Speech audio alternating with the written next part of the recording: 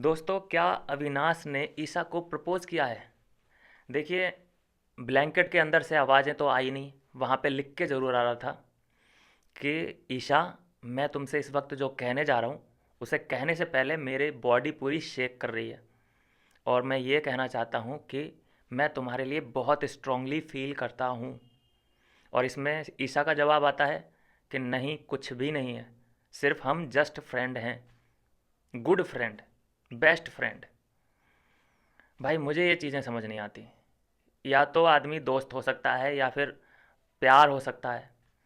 ये दोस्ती के नाम पे एक ही ब्लैंकेट के अंदर तुम सो रहे हो, हक करके सो रहे हो, छोटी छोटी बात पे तुम रो लेते हो, हर्ट भी हो जाते हो। जैसे कि वो फेवर वाला, कि तू मुझे फेवर कर, मैं तुझे फेवर करूँगा, तो एक वर्ड को लेके उसने कई मीनिंग निकाले और हर्ट हुई। तो दोस्त के साथ कोई ऐसा हर्ट होता है क्या?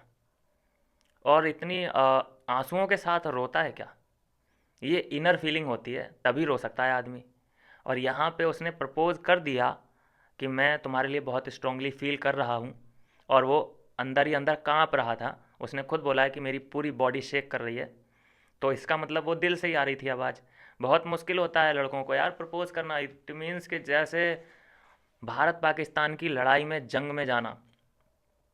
प्रपोजल का इतना बड़ा क्या बोल सकते हैं उसको, मुकाबला है। बहुत अपने आप से पहले लड़ना पड़ता है, अपने आप को स्ट्रांग करना पड़ता है। उसके बाद भी जबान लड़खड़ाती है, पैर काम नहीं करते, थरथराते हैं, पूरी बॉडी शेक करती है।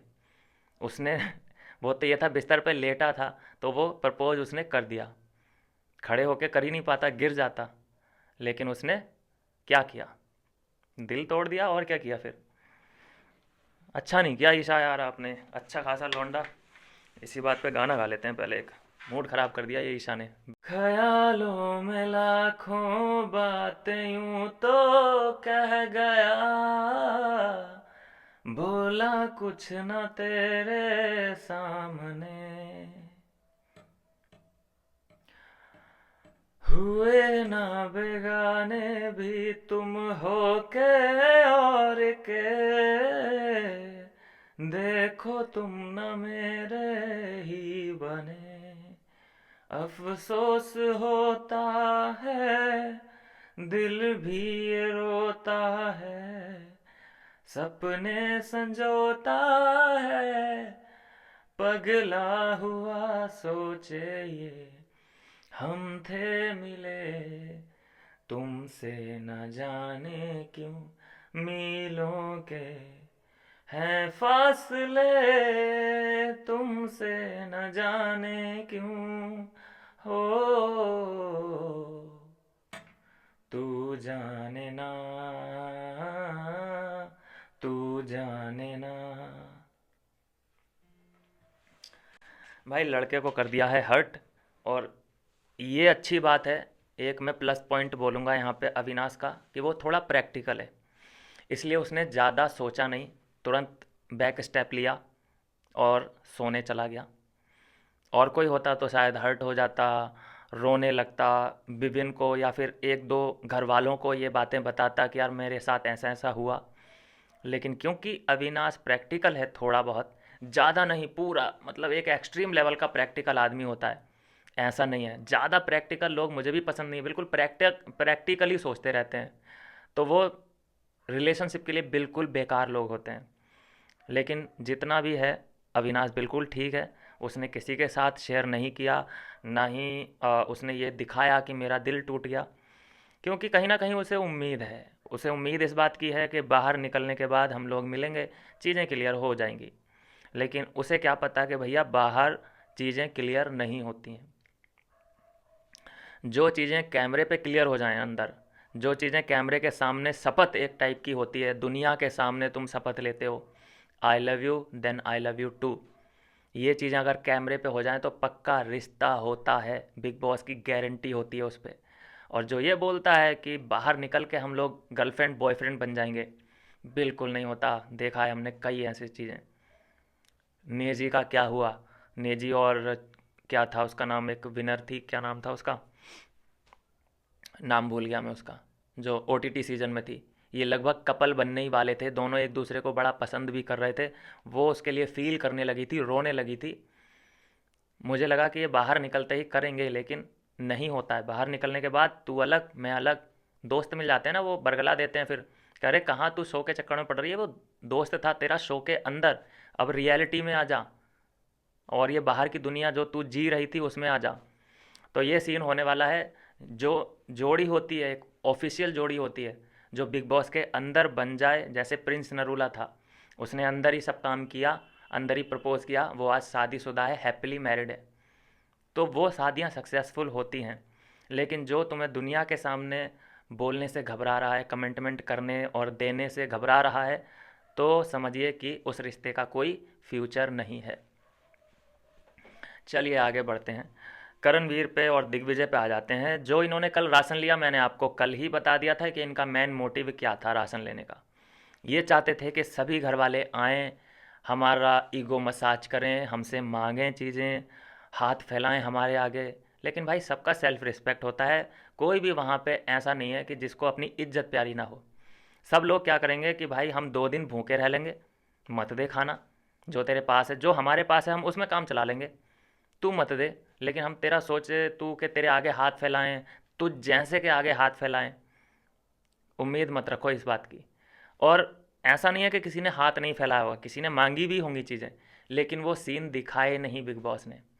क्यों नहीं दिखाए? क्योंकि वो भी चाहते हैं कि ये रिपीट कंटेंट अब हमें नहीं दिखाना। तो जो ये करण की और दिग्विजय की एक प्लानिंग थी कि सब चीज़ें रख लो भैया, आलू भी रख लो, गोभी भी रख लो, लौकी भी रख लो, ऐसी ऐसी चीज़ें इन्होंने रख ली कि हमसे ही फिर फुटेज की शुरुआत होगी, हमारा स्क्रीन टाइम बढ़ेगा। उन सभी चीज़ों को बिग बॉस ने निरस्त कर दिया है, बिल्कुल निराधार कर दिया है। अभी एक जो चालाकी चल दी भाई, करणवीर ने चुम के साथ बाटर सिस्टम कर लिया, चुम को दे दिए चावल और उससे ले लिए अंडे। ये तो मैंने आपको कल ही बता दिया था कि ये जो चुम अंडे उठा रही है, इसको खुद एक एक भी अंडा नहीं खाना है इसको। ये जो भी कर रही है करणवीर के लिए कर रही है। करण से बड़ी उम्मीदें हैं चुम को, करण से बहुत ज़्यादा इम्प्रेस है, करण के साथ हो सकता है दुनिया बसाना चाह रही है, ठीक ही है, कोई नहीं।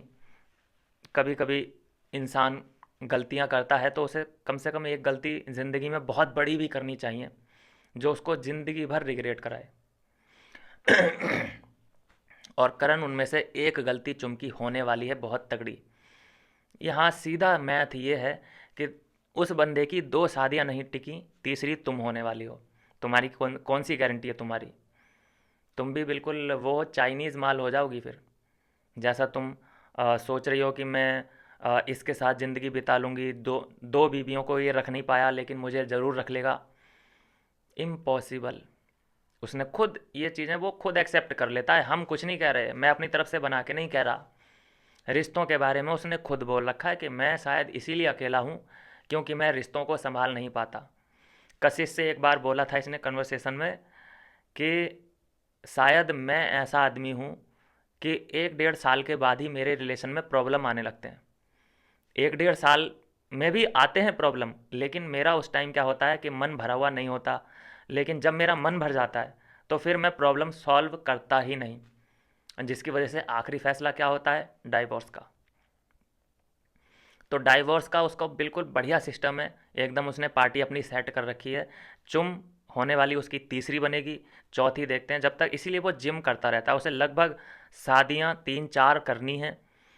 50 साल की उम्र तक वो शादी करता रहेगा, इसीलिए वो अपने आप को इतना फिट रखने की कोशिश करता रहता है। और बात करें चाहत पांडे की, चाहत पांडे के तिल्ली लगाई गई, करणवीर ने तिल्ली लगाई और वो रोने चली गई। और वैसे चाहत पांडे कहती है मैं बहुत स्ट्रांग हूँ, मैं किसी को भी जवाब दे सकती हूँ, मैं अपने लिए खुद लड़ सकती हूँ। तो करण ने जब बोला उससे कि तू क्या कर रही है, अपना दिमाग लगा, मुझे तो लगता है कि तेरे पास दिमाग है, तूने अपनी शकरगंदी सारा को दे दी, तो अब क्या तू उससे मांगेगी? उसी से मांगना फिर राशन, हमसे तो मांगना मत। तो इस बात में वो हर्ट होकर रोने चली गई हैं। और अगर यही बात विपिन समझा रहा होता या अविनाश समझा रहा होता तो इतना जवाब देती, उलट पुलट के जवाब देती, लोट लोट के जवाब देती। और लेकिन करण की बारी पे ये रोने चली गई। विपिन की बात एक बर्दाश्त नहीं कर सकती और करण की इसने 10 बातें बर्दाश्त कर ली। और सबके सामने करण, जब वो वहाँ पे रो रही है रजत से बात करते हुए, तो ये इशारा था करण का। इसका मतलब समझते हैं? सीधा सीधा उसने बोला है कि तिल्ली मैंने मार दी है। उसके बाद एक कॉन्वर्सेशन और है जहाँ पे दिग्विजय और ये शिल्पा और ये करण लेटे हैं। वहाँ पे इसने ऑफिशियल ये चीज़ें मान ली हैं कि हाँ मैं मिट्टी का तेल डालता हूँ, हाँ मैं माचिस की तिल्ली हूँ। ये सब चीज़ें वो मान के बैठा है, लेकिन उनके फैंस नहीं, उसके फैंस नहीं मानते, बस उसके फैंस नहीं मानते। चुगली एक टैग लगाया है जो अविनाश ग्रुप पे कि चुगली गैंग, चुगली गैंग। ये शिल्पा और चुम क्या कर रहे थे वहाँ पे बेडरूम में? चुम ने साफ साफ बोला है कि मुझे जब मैं रोऊंगी तो मैं अविनाश को याद कर लूँगी, क्योंकि अविनाश मुझे बिल्कुल भी पसंद नहीं है। अविनाश की आवाज़ मुझे इरिटेट करती है। अगर आज या कल में अविनाश करण का दोस्त बन जाता है, एक बिल्कुल अनएक्सपेक्टेड बात कर रहा हूँ मैं, अगर कल को अविनाश और करण एक हो जाते हैं तो ये अचानक अविनाश इसको अच्छा लगने लग जाएगा। जो ये इतना उसको नफ़रत करती है ना अविनाश से, एक्चुअल में ये नफ़रत नहीं करती है, करण करता है नफ़रत। करण इसके दिल और दिमाग पे बैठा हुआ है और इतनी बुराई की है इसने अविनाश की कि ये मुझे बिल्कुल भी पसंद नहीं है। इसकी शक्ल देखते ही मुझे इरिटेशन होने लगता है, नफ़रत है मुझे। तो ये क्या अच्छाई कर रही थी? ये चुगली नहीं होती है? चुगली बस वो ही होती है जो ईशा उधर बातचीत कर रही है किसी के बारे में, चुगली कर रही है तो वो चुगली। लेकिन कोई और घर का किसी भी कोने में बैठ के किसी और के बारे में बात कर रहा है तो वो बातचीत होती है आपके लिए।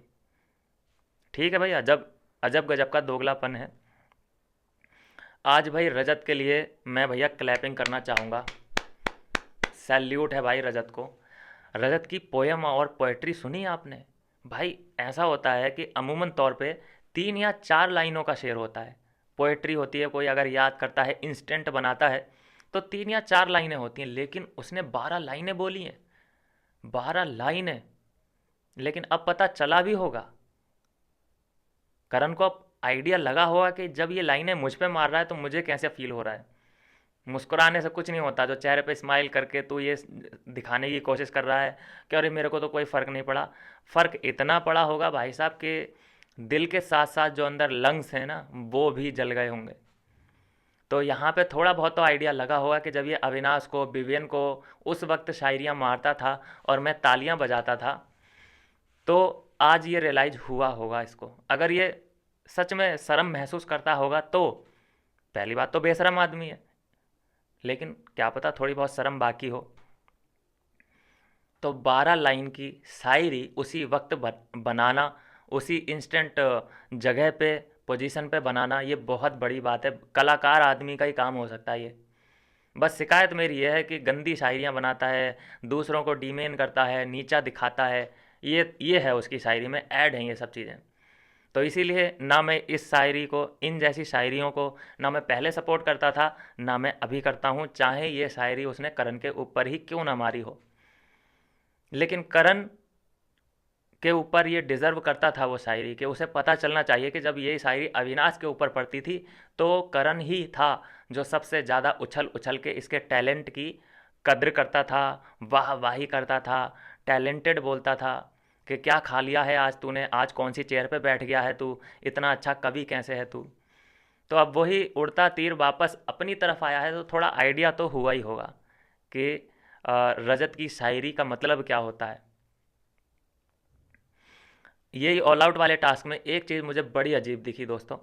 यहाँ पे जब विवेन ने चाहत का पोस्टर उठा के बताया कि ये मेरे कान पे ना भिनभिनाई इसलिए मैं ऑल आउट लगा देता हूँ इस पर, तो वहाँ पे उससे बहस करने लगी, हाँ मैं ही हूँ तुम्हारा खून चूसती हूँ, हाँ मैं तुम्हें डेंगू करके जाऊँगी, मलेरिया करके जाऊँगी, और खुशी खुशी बोल रही है क्योंकि पता है कि मेरी फुटेज मिल, अब यहाँ मेरी फुटेज चालू है।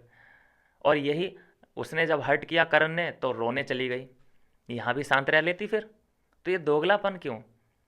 दो अलग अलग पर्सन के लिए एक ही सिचुएशन में डाला जाए तो अलग अलग तुम्हारा रिएक्शन क्यों आ रहा है? हर्ट तो भाई तुम उसकी बातों से हो सकते हो जिससे तुम कनेक्शन फील करते हो, और जबकि हमने देखा है कि करण से तो तुम्हारा कोई कनेक्शन है नहीं। तो ये मुझे दोगलापन चाहत पांडे का लगा कि एक के लिए तुम रोने जा रही हो और दूसरे के लिए तुम फुटेज के लिए कुछ भी करने के लिए तैयार हो। ईसा का मुझे एक सीन आज गंदा लगा भाई साहब, बहुत ज़्यादा गंदा लगा। आज उसने दिग्विजय को बुलाया और कह रही है I want talk to you, मैं बात करना चाहती हूँ तुमसे। दिग्विजय ने बोला नहीं मेरे पास टाइम नहीं है, 2 मिनट आ जाओ प्लीज़। कि नहीं 2 मिनट नहीं, अगर 20 मिनट मुझसे बात कर सको तो करो, कि तुम बहुत खूबसूरत लग रही हो। वो आते ही बोलता है, पहले कॉम्प्लीमेंट करता है उसको, 2-3 बार कॉम्प्लीमेंट करता है, खूबसूरत लग रही हो, ये कलर तुम पे बहुत अच्छा लग रहा है। ये बहुत छोटी सी वीडियो है, बिल्कुल छोटी सी, मतलब 10 सेकंड की ये कन्वर्सेशन दिखाई है, लेकिन इसके मायने बहुत बड़े हो सकते हैं। यहाँ सॉरी बोलती हुई दिखाई दी है ईशा, कि जो मैंने तुमसे टास्क के दौरान एक बात बोल दी थी कि मैं हमेशा तुम्हें तुम्हारे आगे ही खड़ी दिखाई दूंगी, तुम हमेशा रेस में मुझसे पीछे रहोगे, तो उसके लिए मैडम ने मांग लिया है सॉरी। और ऐसे तो वो कितनी बातें बोल चुका है अविनाश को, तुम्हें भी बोल चुका है, और मुझे पता है, हम सबको पता है कि वो ईसा के करीब क्यों जा रहा है, ईसा की तारीफ़ क्यों कर रहा है, सॉफ्ट कॉर्नर क्यों दिखा रहा है।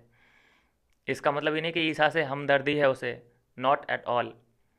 उससे नफ़रत है अविनाश से, इसलिए उसके पास जो होता है, उसके क्लोज, उसके दिल के सबसे ज़्यादा जो करीब है आदमी, लड़की, दोस्त उसकी, तो उसके दिल में जगह बनाना चाहता है। दिग्विजय का एक गेम प्लान है कि ईसा को थोड़ा सा अपनी तरफ लिया जाए, थोड़ा इससे बातचीत बढ़ाई जाए। हमने देखा है कई बार ये लोग साथ में बैठे हैं, बातचीत की है इन्होंने। तो ये क्या तैयारी चल रही है, ये दिग्विजय के अंदर दिमाग के तैयारियां चल रही हैं। और जब भी ये लोग बात करते हैं तो दिग्विजय हमेशा मुस्कुरा के ही आंसर करता है, वो चाहे उधर से कितने ही बाण चलाए, लेकिन ये मुस्कुरा के ही आंसर करेगा, क्योंकि इसका गेम प्लान का हिस्सा है वो। एक एक दिन तो ऐसा आएगा कि उसकी तरफ से तीर आना बंद हो जाएंगे, एक दिन तो आएगा ऐसा, और उसी दिन का दिग्विजय इंतज़ार कर रहा है, कि मुझे उसी दिन का वेट है कि जब ये सॉफ्टली मुझसे बात करेगी। और आज लड़ाई के दौरान भी जब अविनाश से लड़ाई हो रही थी, तो बार बार उस लड़ाई के दौरान वो दिग्विजय की उन्हीं बातों को रिपीट करके सुना रही थी, कि दिग्विजय ने मुझसे ये बात कही थी, तू वही कर रहा है। तो आग लगाने का काम तो कर दिया है दिग्विजय, अपने काम में थोड़ा बहुत सक्सेस मिल चुकी है उसे। अब देखते हैं इसका असर कब तक और कितना हो पाता है। अविनाश वैसे तो बहुत स्ट्रांग है, लेकिन थोड़ा प्रैक्टिकल है, प्रैक्टिकल होने की वजह से ही मुझे लगता है ईसा थोड़ी सी उससे नाराज़ है। इतना भी प्रैक्टिकल नहीं होना चाहिए, उसके कहने का मतलब तो यही था। और जो आज हमने बात की थी कि भैया वीकेंड का वार आ रहा है, तो उसमें क्या होगा, अ, उसमें जो पहला मुद्दा हमने इसी बारे में बात की थी, जो सलमान खान दिखाई दे रहे हैं उस मुद्दे को उठाते हुए, कि तुम फिर से नाराज़ हो गए, जबकि तुमने परमिशन दे दी थी कि हाँ ठीक है भाई, अगर हमारे कदम रुकें तो हम बाहर होने के लिए, डिस्क्वालीफाई होने के लिए तैयार हैं। तो अभी तुम ऑब्जेक्शन क्यों उठा रहे हो शिल्पा के उस डिसीजन का। दूसरा जो चाहते हैं मेकर्स या सलमान खान, कोई भी चाहता हो, लेकिन चाहते ये हैं कि जब इतनी लाखों तुमने एक दूसरे की बुराइयां कर रहे हो, इतना तुम्हें परेशानी है, जैसे कि करण को हमेशा परेशानी है शिल्पा से, कि तुम मेरे फेवर में नहीं बोलती हो ऐसे मौक़ों पे, तो तुम एक दूसरे का साथ पकड़ के क्यों बैठे हो, मुझे ये बता दो। क्यों महान बनने की कोशिश कर रहे हो, कि तुमने मेरे साथ गलत किया फिर भी मैं तुम्हारे साथ हूँ। ऐसा ही शिल्पा का है, ऐसा ही करण का स्टैंड है। सिंपल सा घर के अंदर एक रूल है, सबके लिए है वो, कि जो आदमी तुम्हें नहीं पसंद, जिसकी हरकतें तुम्हें नहीं पसंद, उससे दूरी बनाने का, सिंपल है। लेकिन ये लोग इतना शिकायत एक दूसरे के लिए है इनके पास, लेकिन फिर भी दूर नहीं है। क्या ये बाहर से एग्रीमेंट करा के लाए हैं कि लड़ाई करोगे तब भी एक ही रहना पड़ेगा। इसका दोस्तों मुझे जो लगता है, जो लॉजिक है वो है, जो कड़ी है जो इनको जोड़ के रखी है, वो है चुम, वो है चुम दरांग। क्योंकि चुम को शिल्पा भी चाहिए और चुम को करण भी चाहिए। अगर इन तीन में से शिल्पा निकल जाती है, बातचीत करण से अगर वो बंद कर देती है, तो ऑटोमेटिक चुम भी उससे नफरत करने लग जाएगी, क्योंकि ज़्यादा जगह जो उसके दिल में है वो तो करण के लिए है। और फिर पूरे दिन वो करण से ही बातचीत तो नहीं कर सकती, ये भी प्रॉब्लम है। और चुम किसी और लड़की से बात करती ही नहीं है, सिर्फ करेगी तो शिल्पा से करेगी, और बाकी शिल्पा के बात अगर करेगी तो करण से करेगी। बाकी और किसी के साथ उसका उठना बैठना बॉन्ड है ही नहीं। 2 मिनट से ज़्यादा वो किसी और से बात कर ही नहीं पाती है, इतनी कैपेबल नहीं है वो, कैपेसिटी नहीं है, खुली ही नहीं है वो और किसी के साथ। लेकिन फिर भी चुम के बारे में बात नहीं होती कि ये दिख ही नहीं रही है, क्या कर रही है शो के अंदर। सबको बड़ी इम्पोर्टेंट लगती है वो घर के अंदर, जबकि उसका कोई इन्वॉल्वमेंट नहीं है गेम में। जैसे सारा कुछ ना कुछ कंटेंट कर रही है, कुछ ना कुछ देने की कोशिश कर रही है, आज भी भूत बनने की कोशिश करी है उसने, तो वो सब कंटेंट के लिए हो रहा है, फुटेज के लिए हो रहा है। और वो ना फुटेज के लिए कर रही है ना कुछ कर रही है, वो बैठी है। फिर भी घर वालों के किसी के भी मुंह से आपने ये नहीं सुना होगा कि चुम कर क्या रही है, चुम कैसे है यहाँ तक, अभी तक कैसे आ गई। तो ये है दोस्तों, दोगलेपन तो हैं।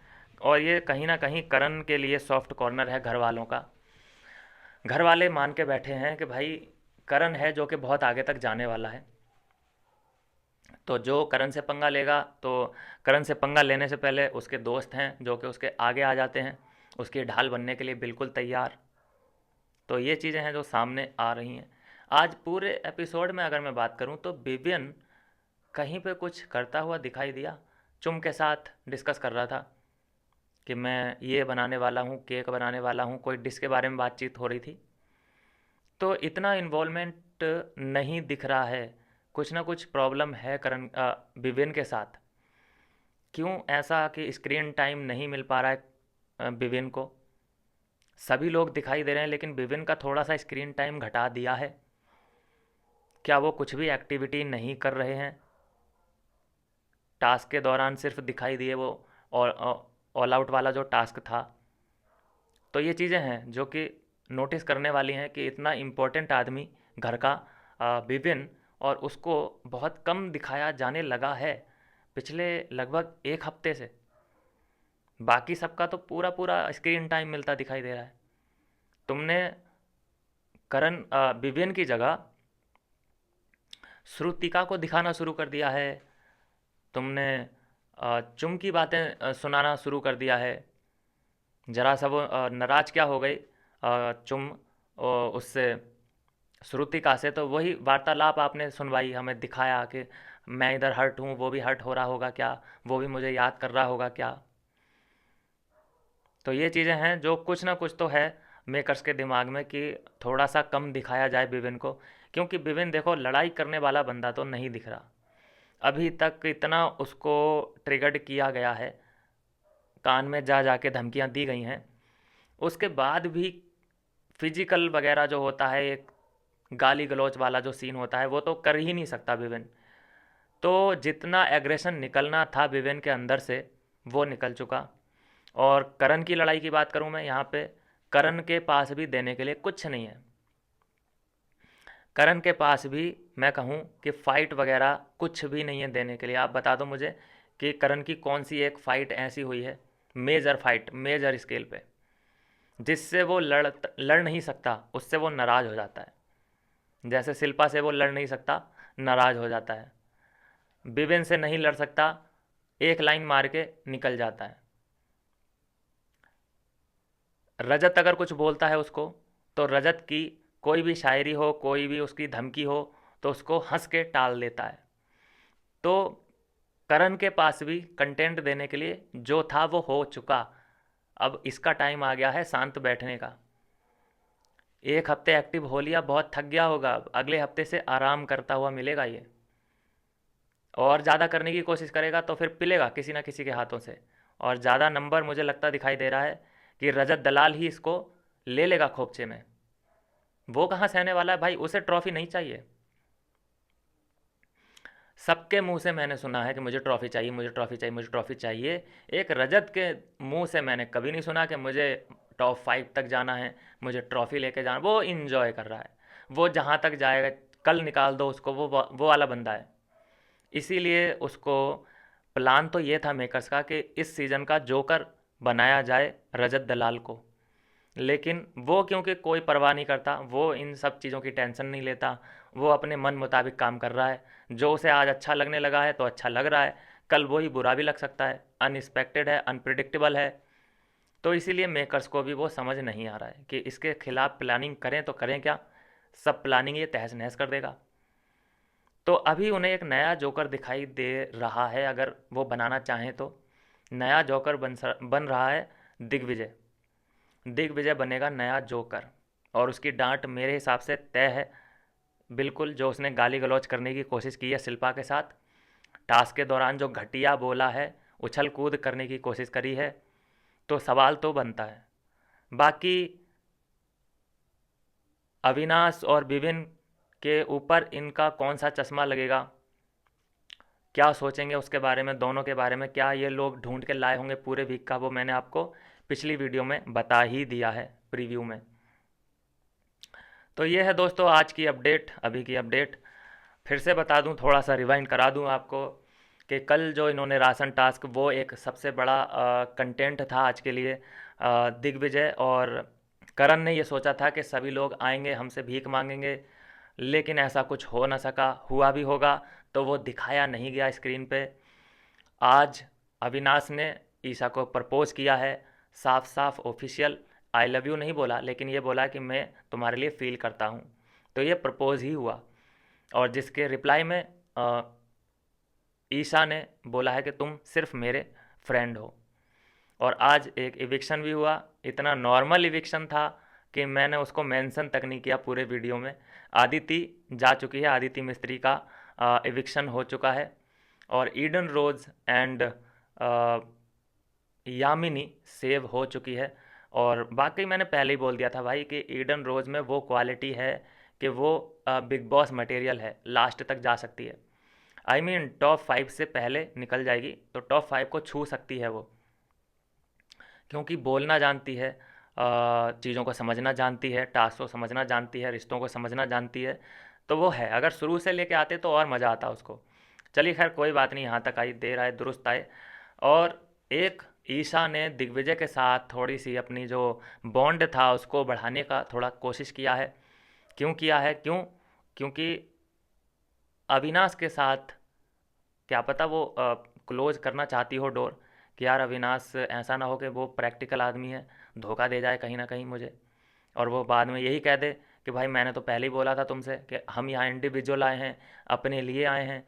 तो यही कारण तो नहीं है कि ईशा उधर भी बॉन्ड बनाना चाहती है? कोई तो हो, एक रजत दलाल हो गया है, एक दिग्विजय हो जाए, एक बग्गा पाजी हैं, तो ऐसे करके वो लोगों को जोड़ रही है अपने लिए, ऐसा लग रहा है मुझे। देखेंगे आने वाले एक दो एपिसोड में पता चल जाएगा क्या रहने वाली है कहानी। लेकिन अविनाश इतना आसानी से तो नहीं छोड़ेगा, जहाँ तक मुझे उम्मीद है। ऐसी छोटी मोटी चीज़ें आती रहती हैं। तो खैर ये है दोस्तों अभी की अपडेट। कुछ भी ऐसा बहुत बड़ी जो मेजर अपडेट है वो यही है कि आदिति मिस्त्री का एविक्शन हुआ है। बाकी इतना कुछ खास आज के एपिसोड में था नहीं। बस वो एक बड़ा इवेंट बनाना चाहते थे कि राशन राशन राशन, वो इवेंट कुछ भी बना नहीं, क्योंकि अविनाश ने मना कर दिया कि भाई मेरे लिए ये टॉपिक ख़त्म हो चुका कि राशन के ऊपर मैं लड़ाई करूं किसी से, मैं मांगूं, या फिर मैं, ये राशन वाला मुझे सीन ही समझ नहीं आता। तो उसने ये मना कर दिया। तो यहाँ पे हो सकता है मेकर्स को भी ये समझ आ गया हो कि हाँ यार ये हो तो पुराना गया है कंटेंट, नहीं चाहिए। जो इनका आपसी चल रहा है मतभेद, उसी को बढ़ाते हैं। तो वही हुआ, वो राशन वाला कोई भी आज बड़ा सीन क्रिएट नहीं हुआ। तो मिलते हैं दोस्तों नेक्स्ट वीडियो में नई अपडेट के साथ।